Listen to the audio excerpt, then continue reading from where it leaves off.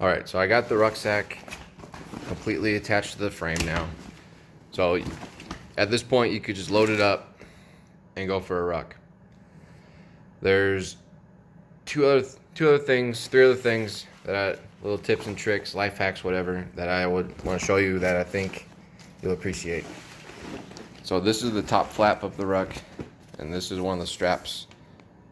I took the buckles off earlier because you have this little jobby job right here, this little thing.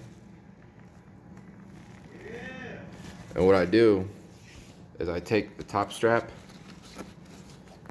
and feed it through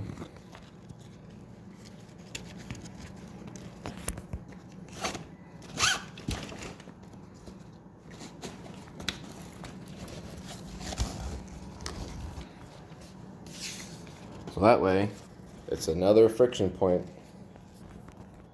for the ruck. And then you feed it back through the male, and then you reattach your buckle. What that does, the same thing as the side straps, is when it's loaded and you start cinching everything down, it's actually pulling against the frame instead of just pulling itself against the ruck. If you don't connect this here and you start cinching it down, you pull the ruck down with it. Does that make sense? So you just do the same thing on the other side, right here, and then there's one on the bottom for each bottom strap. So you have your bottom strap, and it goes through right here. I'm sure these are used for something else. You don't have to feed it through there. You can just feed it around the frame.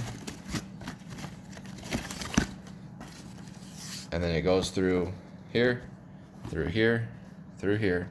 So that way, when your ruck is full, the same thing on the top, right? It'll be down here, and when you cinch it down, it's actually pulling against the frame instead of pulling against itself. And that's just an additional point of contact. So that's 4 more points of contact.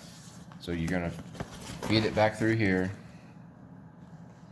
up through here, back through there, and then it's gonna come up here, and you're gonna put the other part of the buckle on it here, so that way top and bottom can meet. They can insert into each other and make sweet, sweet rucking sounds.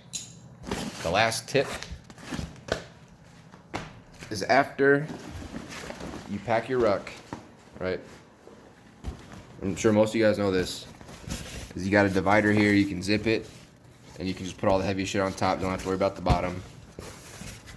You put your sleep system on the bottom, because it's not that heavy, it takes up a lot of space, and it compresses. Put the sleep system on the bottom, put a whole bunch of little shit down here, like stuff you're not really gonna need, right? And then up to you whether you want to put this up. I don't. And then you just keep packing your shit. IBA goes here, your pig egg, your sandbag, your big ass rock, kettlebell, plates, whatever. And then just fill the shit in. So I got all that stuff that goes in my rucksack. It's actual gear, just because, you know, train like you fight. So anyways, is this after you cinch it up, give you another point of friction, another point of stability. You have all this cordage here.